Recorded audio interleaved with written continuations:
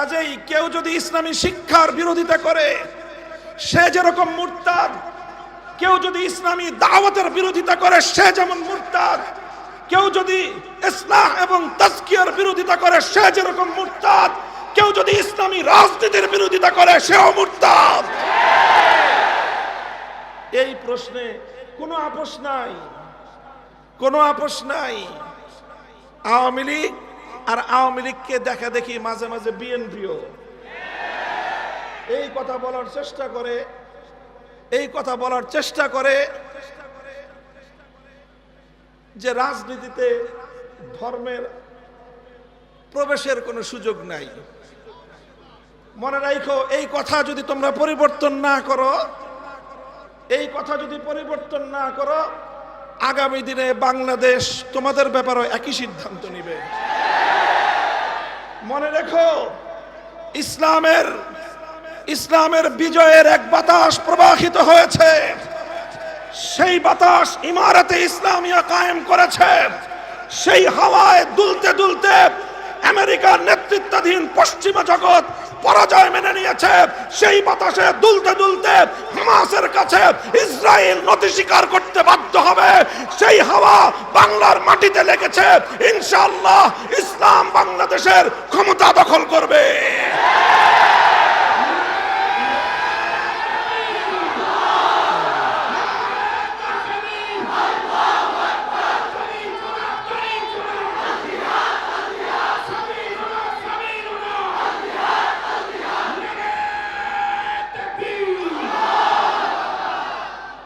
কথাটা আমাদের পরিষ্কার।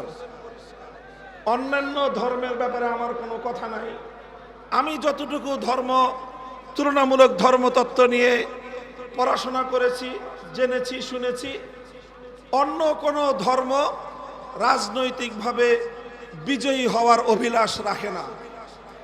এই জন্য ওই সকল ধর্মগুলো রাজনীতিতে থাকবে কি থাকবে না সেটা তাদের ধর্ম প্রণেতা যারা আছে, ধর্মের নিয়ন্ত্রক যারা আছে, অন্য সবগুলো ধর্ম নিয়ন্ত্রণ করে মানুষ। একমাত্র ইসলাম ধর্ম এমন যে তার নিয়ন্ত্রণের বাগডোর কোনো মানুষের হাতে নয়, বরং স্বয়ং আল্লাহর হাতে। আল্লাহ যেভাবে ইসলামকে তরতিব দিয়েছেন, সেটআপ দিয়েছেন, এখানে কিয়ামত পর্যন্ত এক নোক্তার পরিবর্তন করার সুযোগ কারো জন্য নাই। এবং ইসলামকে আল্লাহ পাক দুনিয়াতে রাজনৈতিকভাবেও বিজয়ী হওয়ার জন্য পাঠিয়েছেন। একটা কথা শেষ। 2 নম্বর কথা, হযরত রাসূল আকরাম সাল্লাল্লাহু আলাইহি ওয়াসাল্লামের মক্কা বিজয়ের সময়ের একটা ঘটনা আমি বলবো ছোট্ট করে। আল্লাহর নবী মক্কা বিজয়ের পরে আম্মা জান হযরত আয়েশা রাদিয়াল্লাহু আনহার কাছে নিজের একটা আকাঙ্ক্ষা ব্যক্ত করলেন, অভিব্যক্তি ব্যক্ত করলেন যে আমার মনে চায় আমি আল্লাহর ঘর বাইতুল্লাহ শরীফের মধ্যে 3টা পরিবর্তন আনি। কয়টা পরিবর্তন? প্রথম পরিবর্তন হলো, আমার মনে চায় আমি বাইতুল্লাহ শরীফটাকে ইব্রাহিম আলাইহিস সালাতু ওয়াস সালামের বেনা ওনার ভিত্তির উপর পুনর্নির্মাণ করি। অর্থাৎ লম্বা ইতিহাস, বর্তমান যে কাবা শরীফ, এটা ইব্রাহিম আলাইহিস সালাতু ওয়াস সালামের বানানো কাবা থেকে 2/3 নিয়ে বাইতুল্লাহ, আর 1/3 বাইতুল্লাহ শরীফের বাইরে আছে, যেটা হাতিম দিয়ে ঘেরাও করে রাখা। নবীজি বলেন আমার আকাঙ্ক্ষা হয় যে ওই 1/3 যেটা বাইতুল্লাহর বাইরে আছে সেটাকেও বাইতুল্লাহর ভিতরে অন্তর্ভুক্ত করে দেই। এটা হলো একটা পরিবর্তন করতে মনে চায়। দ্বিতীয় পরিবর্তন করতে মনে চায় যে আমি বাইতুল্লাহর দরজাটা, এখন মানুষের মাথা সমান উঁচু আছে বাইতুল্লাহর দরজার পাটাতন, আমার মনে চায় সেটাকে ভেঙে জমিনের সাথে মিশিয়ে দেই। যেমন অন্যান্য ঘরের দরজা, মসজিদের দরজা যেরকম থাকে ফ্লোর বরাবর, আমার মনে চায় বাইতুল্লাহর সেই দরজাটা নিচু করে ফ্লোর বরাবর করে দেই। 2 নম্বর। 3 নম্বর মনে চায় আমি আরেকটা পরিবর্তন করি। এখন বাইতুল্লাহ শরীফের শুধুমাত্র একটা দরজা আছে, সেটা হলো পূর্ব দক্ষিণ কর্নারে। আমার মনে চায় ঠিক এই পূর্ব দরজা বরাবর পশ্চিম দিক দিয়ে আরেকটা দরজা বানিয়ে দেই, যাতে মানুষ এক দরজা দিয়ে বাইতুল্লাহ শরীফে ঢুকে আরেক দরজা দিয়ে বের হয়ে যেতে পারে। সেক্ষেত্রে অধিক পরিমাণ মানুষ আল্লাহর ঘর বাইতুল্লাহ শরীফের মধ্যে কাবা শরীফের ভিতরে ঢুকবার সুযোগ পাবে। কয়টা পরিবর্তন? আকাঙ্ক্ষা ব্যক্ত করলেন কে? স্বয়ং আল্লাহর রাসূল সাল্লাল্লাহু আলাইহি ওয়াসাল্লাম। এটা বুখারী শরীফ সহ সমস্ত হাদিসের কিতাবের মধ্যে এই কথা বর্ণিত আছে। এই কথা আল্লাহর নবীজি বলছেন কখন? মক্কায় পরাজিত অবস্থায় না বিজয়ী অবস্থায়? যখন মক্কা মদিনার পরিপূর্ণ নিয়ন্ত্রণ ক্ষমতা আল্লাহর নবীর হাতে। স্বাভাবিকভাবে এই প্রশ্ন জাগতো যে হুজুর এখন আপনি যা চাইবেন সেটাই তো হবে। তো আপনি মক্কা বাইতুল্লাহকে পুনর্নির্মাণ করেন, বড় করে দেন, দরজা নামায় দেন, আরেকটা দরজা বানায় দেন, আপনি যা বলবেন সেটাই তো ফরমান, সেটাই রাষ্ট্রীয় হুকুম, সেটাই শরীয়তের হুকুম। আপনার কথার সাথে তো বিরোধ করবার কারো শক্তি এখন আর নাই। আল্লাহর নবী বললেন যে এটা যদি আমি এখন করি তাহলে কিছু সাধারণ মানুষের মধ্যে যাদের বুঝ কম, যাদের জ্ঞান কম, যাদের ইলম কম, যারা নতুন নতুন মুসলমান হয়েছে, ইসলামের প্রতি এখনো তাদের পরিপূর্ণ আস্থা বিশ্বাস তৈরি হয়নি, তারা বিভ্রান্তিতে পড়বে। এই জন্য এই কাজগুলো আমি করতেছি না। ইমাম বুখারী রহমতুল্লাহ আলাইহি এই হাদিসকে সামনে রেখে একটা অধ্যায় স্থাপন করেছে। বাবু মান তারাকা বা'দাল ইখতিয়ার মাখাফাতা আন ইয়াকসুরা ফাহমু বা'দিস সামি' ফায়াকাউ ফি আশাদ্দা মিনহু। ইমাম বুখারী বলেছেন যে অনেক অনেক উত্তম কাজ ছেড়ে দিতে হয়। কি করতে হয়? কিছু কিছু উত্তম কাজ ছেড়ে দিতে হয়। কেন? কারণ ওই উত্তম কাজটা করতে গেলে কিছু মানুষ সেটা বুঝতে পারবে না, না বুঝে তারা অনেক বড় বিভ্রান্তিতে পড়ে যাবে। সেই সকল মানুষগুলোকে বিভ্রান্তির হাত থেকে বাঁচানোর জন্য মাঝে মাঝে কিছু কিছু উত্তম কাজও ছেড়ে দিতে হয়। যেমন এই ক্ষেত্রে আল্লাহর নবী বাইতুল্লাহ শরীফকে সংস্কার করার কাজটা করেন নাই, ছেড়ে দিয়েছেন। কেন? যাতে ওই নব মুসলিম মানুষগুলো যেন বিভ্রান্তির শিকার না হয়ে যায়। কাজেই বুজুর্গদের যত মাজার আছে, বুজুর্গদের যত কবর আছে, সেই কবরগুলোকে যারা পাকা করেছে অনেক বড় গুনাহের কাজ করেছে। সেই কবরগুলোর উপর যারা দালান কোঠা নির্মাণ করেছে, কোন ইমারত নির্মাণ করেছে, সুস্পষ্ট আল্লাহর নবীর সহিহ হাদিস লঙ্ঘন করে তারা বুজুর্গদেরও অভিশাপ কুড়িয়েছে, আল্লাহর নবীর হাদিসের বিরোধিতা করে তারা বড় ধরনের পাপ করেছে। এই সব কথাগুলি তার আপন জায়গায় সঠিক। তবে মনে রাখতে হবে এই সকল বড় বড় বুজুর্গ, শাহজালাল মুজাররদ ইয়ামানি, খানজাহান আলী, শাহফারান রহমতুল্লাহ আলাইহি, বায়াজিদ বুস্তামি, সমস্ত বড় বড় বুজুর্গ যাদের কবর পাকা করেছেন, এই কবরগুলো এই সমস্ত বুজুর্গরা পাকা করেন নাই। পাকা হয়েছে ওনাদের মৃত্যুর আগে না পরে? তাহলে মৃত্যুর পরে যেটা পাকা হলো ওটা ওনারা করছেন না পরবর্তীতে কেউ করেছে? পরবর্তীতে যারা করেছে তারা ভুল করেছে, অন্যায় করেছে। তারা যখন অন্যায় করেছে এরপরে সেই বুজুর্গদের কবরগুলোকে কেন্দ্র করে শিরক বিদআতের আখড়া বসিয়েছে কিছু মানুষ। কাজেই এই ক্ষেত্রে আল্লাহর পয়গম্বরের সিরাত অনুযায়ী আমাদের কর্মপন্থা হতে হবে, আমাদের এই সকল কবরগুলো থেকে শিরক এবং বিদআত নির্মূল করতে হবে, এমন ভাবে করতে হবে যেন মানুষ বিভ্রান্তির শিকার না হয়। কেউ যেন প্রকৃত অর্থে আমরা যারা শাহজালালের উত্তরসূরি, প্রকৃত অর্থে আমরা যারা শাহজালাল থেকে আল্লাহু আকবারের ধ্বনির শিক্ষা গ্রহণ করেছি, প্রকৃত অর্থে আমরা যারা শাহজালালের চেতনায় উদ্বুদ্ধ হয়ে গৌর গোবিন্দদের বিরুদ্ধে রুখে দাঁড়াবার প্রেরণা পেয়েছি, কেউ যেন আমাদের বিরুদ্ধে বিষোদ্গার করার সুযোগ না পায়, সেই বিষয়ে খেয়াল রাখতে হবে। এই জন্য বুজুর্গদের কবরগুলোর সঙ্গে এমন কোনো আচরণ করা যাবে না যাতে সাধারণ মানুষ, মূর্খ মানুষ, অজ্ঞ মানুষরাও মনে করতে পারে যে ইনারা বুজুর্গদের সঙ্গে বেয়াদবি করতেছে। এমন কোনো আচরণ করা যাবে না। বুজুর্গদের কবরকে বাদ দিয়ে আশেপাশে যত শিরক বিদআত আছে, এই সকল শিরক বিদআত এগুলোকে বন্ধ করার ব্যবস্থা করতে হবে। যারা গাঞ্জা খায় বড় বড় বুজুর্গদের কবরে এই গাঞ্জাখুরি বন্ধ করতে হবে। নারী পুরুষের অবাধ মেলামেশার যে আয়োজন করে বুজুর্গদের কবরগুলোকে যারা অপবিত্র করছে, সেই অপবিত্র কর্মকাণ্ড বন্ধ করতে হবে। এই সকল কর্মকাণ্ড বন্ধ করার জন্য আমাদেরকে ধীর স্থির ধারাবাহিক পদক্ষেপ নিতে হবে। সরকারকে বলতে হবে পদক্ষেপ নেন। আপনারা তো এখন দাবি করেন জনগণের সরকার।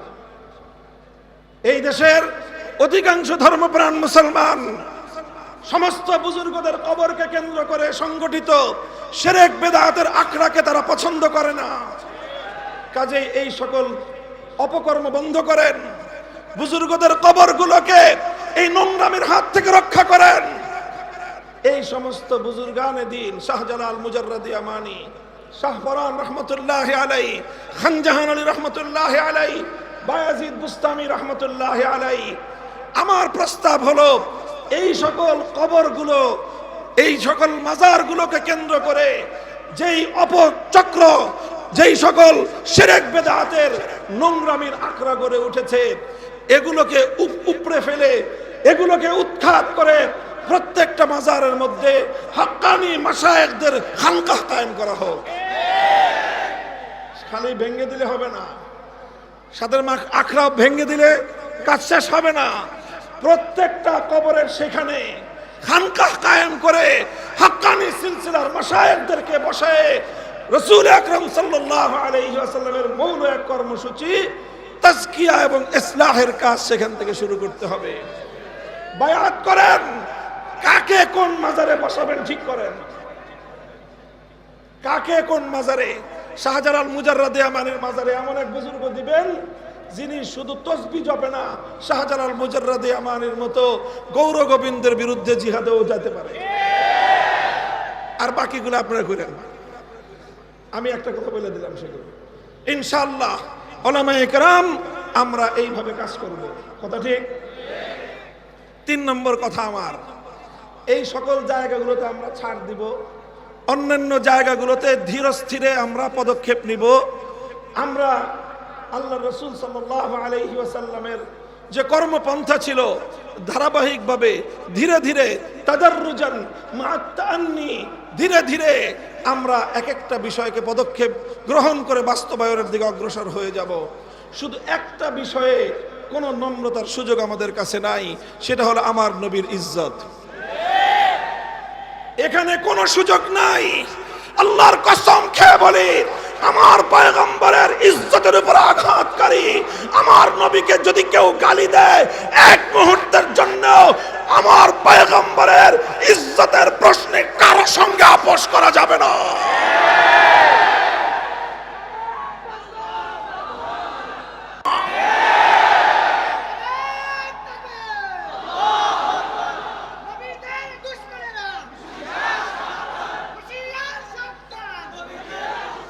কাজেই এই কথা আমরা বলবো। মাঝে মাঝে এই যে সাম্প্রদায়িক সংঘাতের যে একটা আবহ তৈরি করা হয় অধিকাংশ ক্ষেত্রে, আমার নবীকে যদি কেউ গালি দেয়, তার পূর্ববর্তী ধর্ম পরিচয় কি সেটা আমাদের বিবেচনা করার এক মুহূর্তের জন্য সময় নাই। তার নাম যদি রাজীব হায়দার হয়, তার ব্যাপারে আমাদের যেই করণীয় হবে, তার নাম যদি কোনো ঘোষ হয়, তার ব্যাপারেও আমাদের ফয়সালা বিন্দুমাত্র ভিন্ন কিছু হবে না।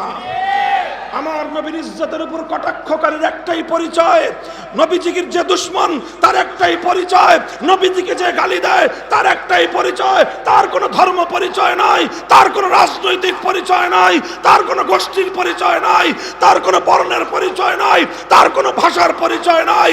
আল্লাহর পয়গম্বরের 250 কোটি উম্মতের কাছে তার একটাই পরিচয়, সে গুস্তাখে রাসূল, সে নবীর উপর আক্রমণকারী, সে নবীর দুশমন, সে মানবতার দুশমন। তার একটাই শাস্তি, মৃত্যুদণ্ড কার্যকর করো।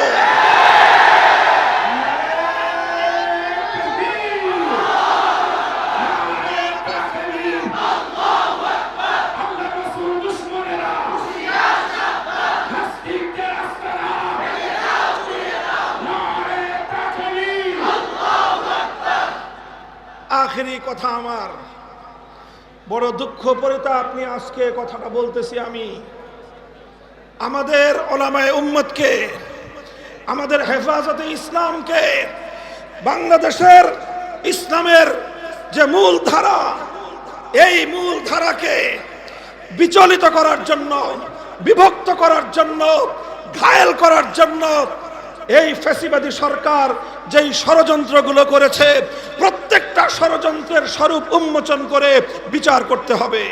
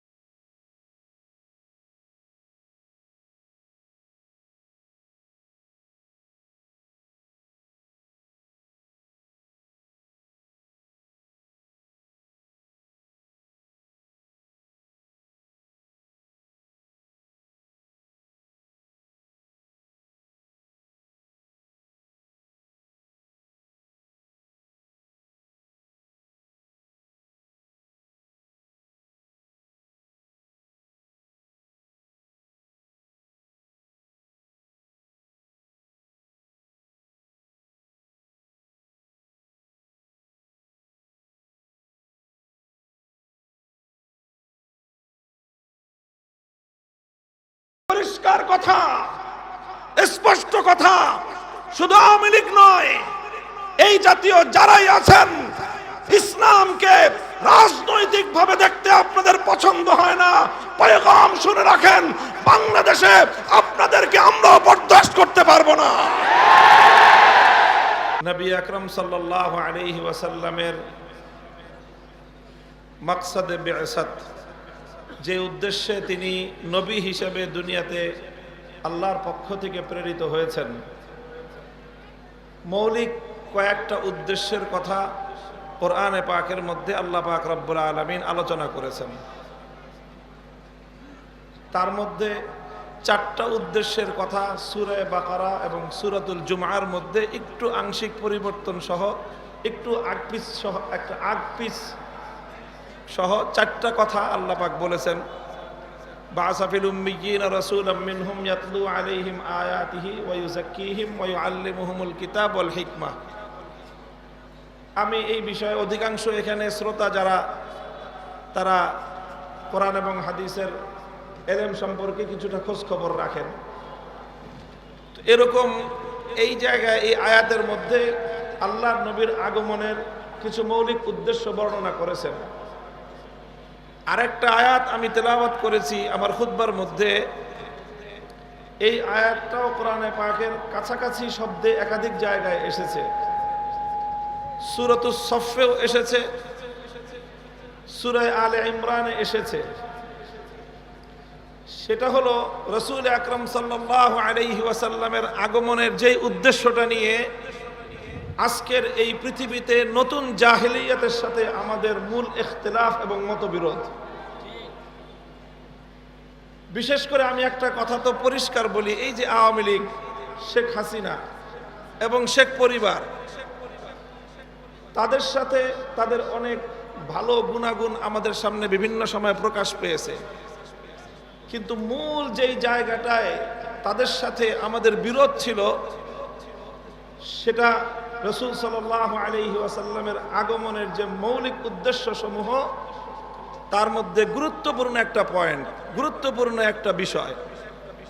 আল্লাহ বলতেছেন, আমি আমার নবীকে দুনিয়াতে প্রেরণ করেছি।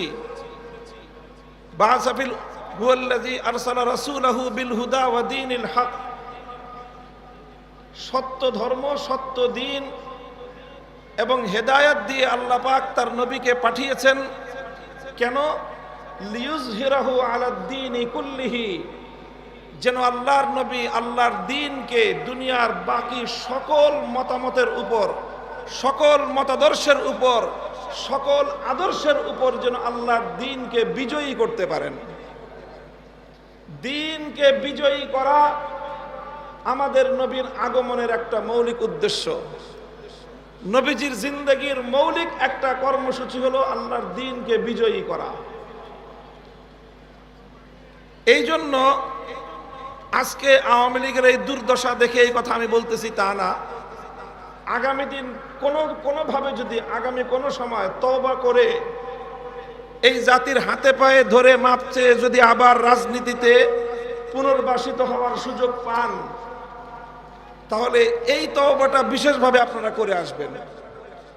সেটা হলো, আপনারা ইসলামকে এতিমখানায় দেখতে আপত্তি করেন না, ইসলামকে কবরস্থানে দেখতে আপত্তি করেন না, ইসলামকে মসজিদে দেখতে আপনাদের আপত্তি নাই, ইসলামকে মাদ্রাসায় দেখতে আপনাদের আপত্তি নাই, কিন্তু ইসলামের কথা নিয়ে রাজপথে নামলেই আপনাদের শরীরে অ্যালার্জির চুলকানির উপদ্রব শুরু হয়। ভালো করে বলতেছি, তখন সেই সময়ে কিছু মানুষ এই শেখ হাসিনার প্রশংসা করে যে উনি তো তাহাজ্জুদের নামাজ পড়েন, কেউ প্রশংসা করে উনি তো মাথায় পট্টি লাগান, কেউ প্রশংসা করে উনি তো হিজাব পরেন, উনি তসবিহ পড়েন, উনি সকালবেলায় ঘুম থেকে উঠে যায় নামাজ তালাশ করেন, কোরআন শরীফ পড়ে দিনের কার্যক্রম শুরু করেন। এই সকল বিষয়ে পরের আলোচনা। প্রথম কথা হলো, ইসলাম আল্লাহর জমিনে বিজয়ী আদর্শ হিসেবে প্রতিষ্ঠিত হবে। আপনার রাজনৈতিক দর্শনে এটাকে মানার কোনো সুযোগ আছে কিনা সেটা বলবেন। ওলামায়ে কেরাম মসজিদে কথা বলবেন, উলামায়ে কেরাম দ্বীনের মাসআলা বলবেন, উলামায়ে কেরাম দ্বীনের দাওয়াতের কথা বলবেন, সেই সঙ্গে উলামায়ে কেরাম আল্লাহর দ্বীনকে রাজনৈতিকভাবে বিজয়ী করবার কথা বলবেন। এই কথাটা যদি আপনার বরদাস্ত না হয়, আপনার হাজার রাকাতের তাহাজ্জুদের নামাজের এক কানা করি মূল্য নাই, আপনার হাজার বারের হজের কোনো মূল্য নাই। পরিষ্কার কথা, স্পষ্ট কথা। শুধু আওয়ামী লীগ নয়, এই জাতীয় যারাই আছেন, ইসলামকে রাজনৈতিক ভাবে দেখতে আপনাদের পছন্দ হয় না, পয়গাম শুনে রাখেন, বাংলাদেশে আপনাদেরকে আমরা বরদাস্ত করতে পারবো না।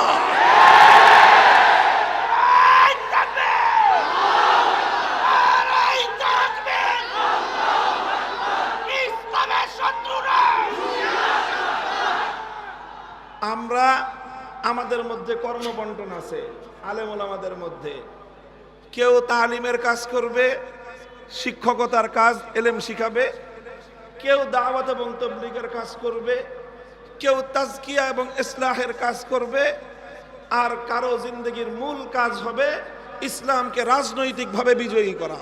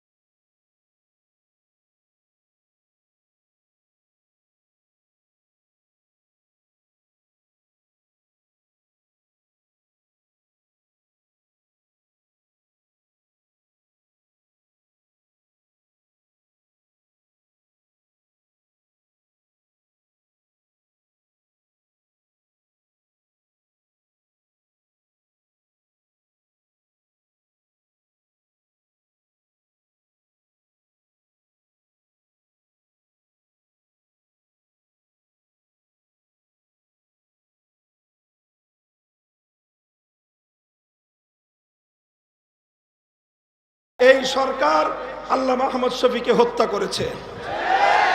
কেন করেছে? আল্লামা আহমদ শফী রহমতুল্লাহ আলাইকে সুকৌশলে হত্যা করে আল্লামা জুনায়েদ বাবু নগরী সহ তার অনুসারীদেরকে ঘায়েল করার জন্য ফাঁদ পেতেছে। কাজেই প্রথম আল্লামা আহমদ শফীর হত্যাকাণ্ডের সঠিক তদন্ত হতে হবে। যারা আল্লামা আহমদ শফীর পক্ষ হয়ে আল্লামা জুনায়েদ বাবু নগরী সহ আমাদের বিরুদ্ধে এই অপবিত্র কর্মকাণ্ডের সম্পৃক্ততা করার চেষ্টা করেছিল, তাদেরকে রিমান্ডে নিয়ে জিজ্ঞাসাবাদ করতে হবে সরকার কেন তাদেরকে দিয়ে এই কাজ করিয়েছিল। প্রথম কথা, আল্লামা আহমদ শফীকে শেখ হাসিনার নির্দেশে তার গোয়েন্দা সংস্থার লোকেরা সুকৌশলে হত্যা করেছে। তদন্তপূর্বক এই তথ্যের প্রমাণ জাতির সামনে হাজির করতে হবে। 2 নম্বর, দ্বিতীয়, আল্লামা আহমদ শফীর ইন্তেকালের পর শেখ হাসিনা এবং তার গোপন পরামর্শদাতারা -3 ফর্মুলার উপর চলেছিল। কয় -3 করতে চেয়েছিল। প্রথম মাইনাসের তালিকায় ছিলেন নূর হোসেন কাসেমি রাহিমাহুল্লাহ, দ্বিতীয় মাইনাসের তালিকায় ছিলেন আল্লামা জুনায়েদ বাবু নগরী রাহিমাহুল্লাহ, আর তৃতীয় মাইনাসের তালিকায় ছিলাম আমি অধম মামুনুল হক।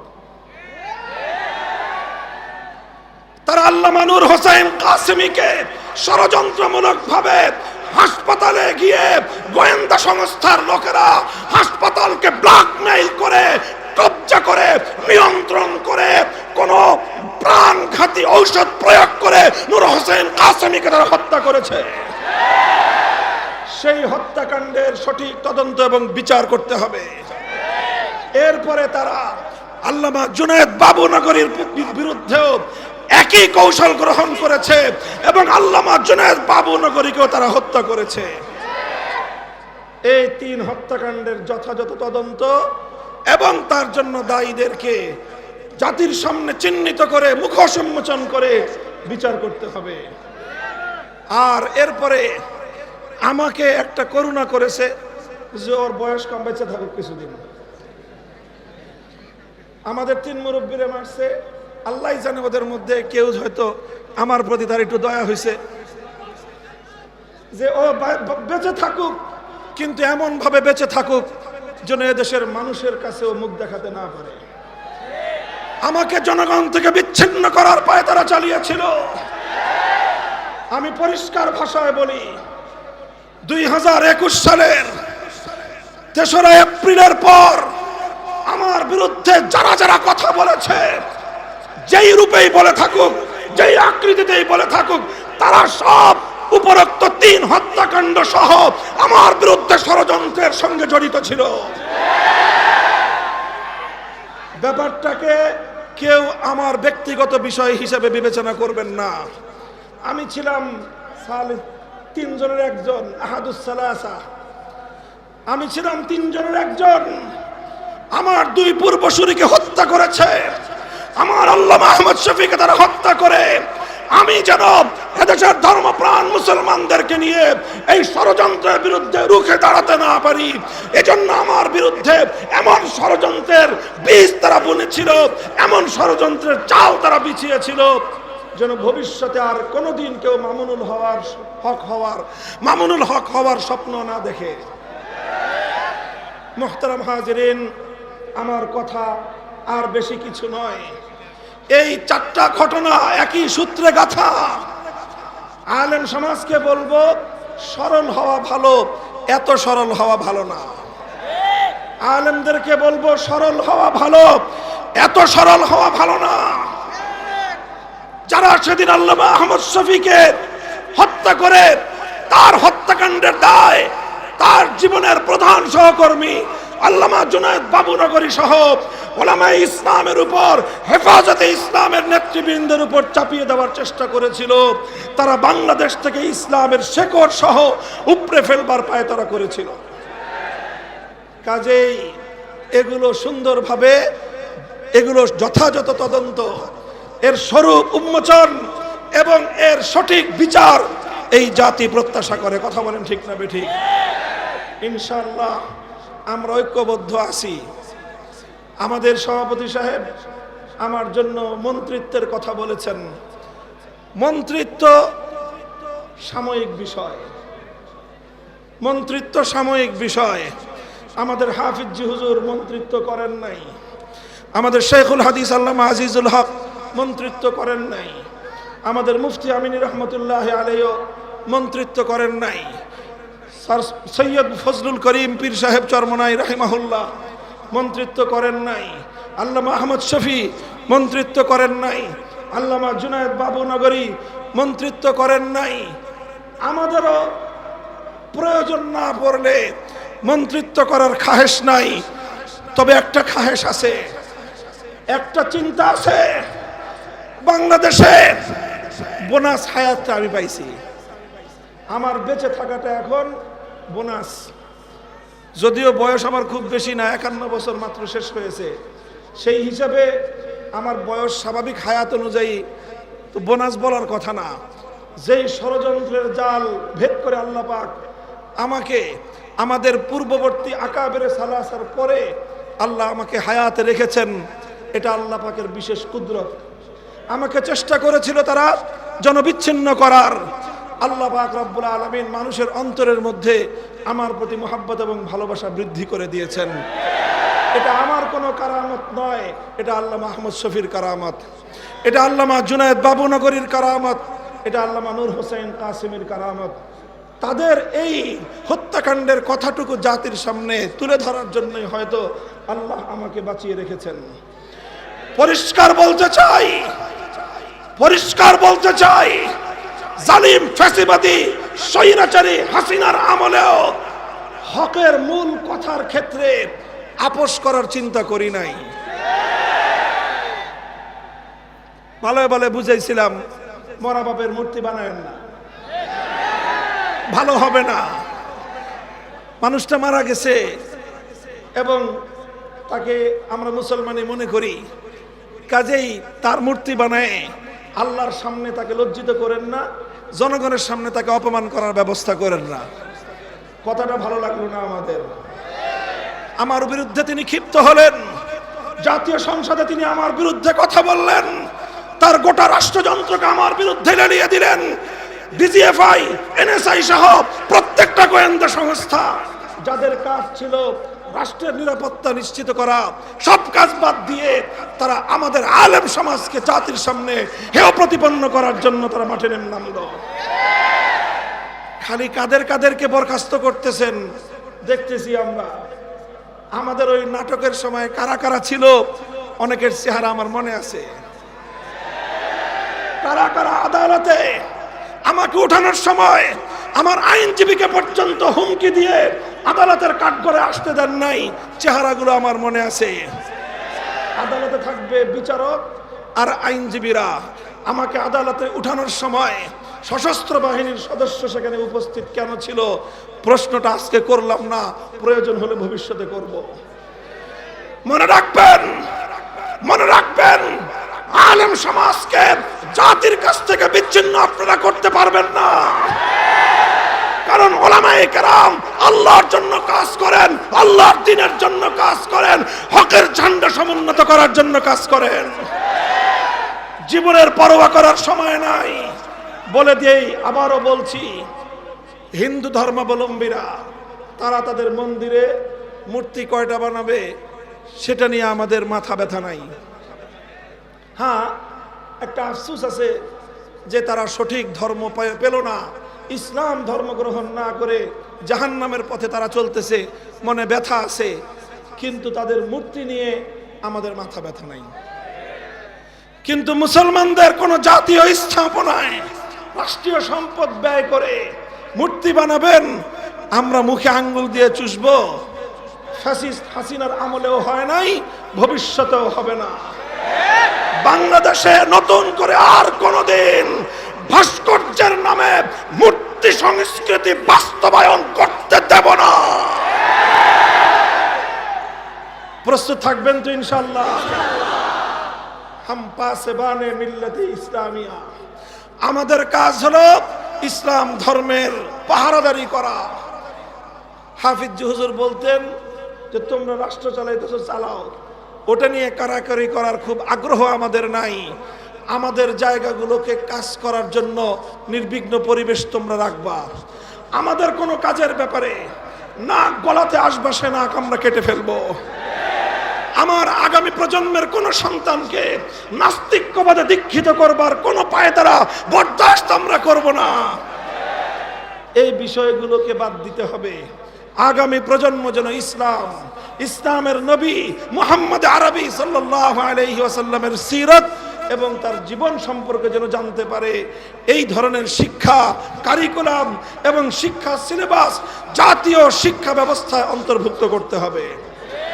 এগুলো যদি করেন, ইসলাম ধর্মটা যদি নির্বিঘ্ন নিরাপদ থাকে, আমরা যারা আল্লাহর জমিনে আল্লাহর দ্বীনকে গালেব করার আন্দোলন করি, সংগ্রাম করি, রাজনীতি করি, আমাদের রাজনীতি নিয়ে যদি কারো অ্যালার্জি চুলকারি না থাকে, তার ব্যাপারেও আমরা জিরো টলারেন্স নীতিতে যাব না।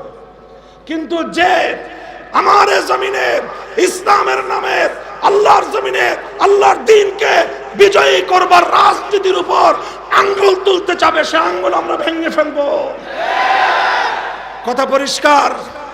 এটাই সিরাতুন নবী, এটাই সিরাতুন নবী। আমরা নরমের নরম থাকতে চাই, নম্রভাবে দ্বীনের দাওয়াত দিতে চাই। যদি কেউ আমাদেরকে বাধা দিতে আসে, তখন বাধার পাল্টা জবাব দিতে জানি। আল্লাহ পাক আমাদেরকে বুঝবার তৌফিক দান করেন।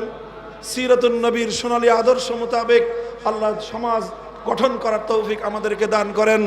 জাতীয় সিরাত কমিটির ঐতিহাসিক আজিম শান এই এজলাসকে আল্লাহ কবুল করুন।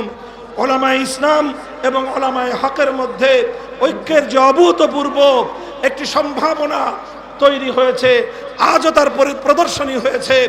ইনশাআল্লাহ আমরা আল্লাহ পাক আমাদের যাদেরকে আপনাদের অনুসরণীয় বানানোর ভর তৌফিক দিয়েছেন, ইনশাআল্লাহ আগামী দিনে আরো অতীতের চেয়ে ঐক্যবদ্ধ হয়ে আল্লাহর দ্বীনের পথে আমরা অটল এবং অবিচল ঐক্যবদ্ধভাবে সামনের পথ চলব, এই প্রত্যয় ব্যক্ত করে বিদায় নিচ্ছি। ওয়া আখিরু দাওয়ানা আলহামদুলিল্লাহি রাব্বিল আলামিন।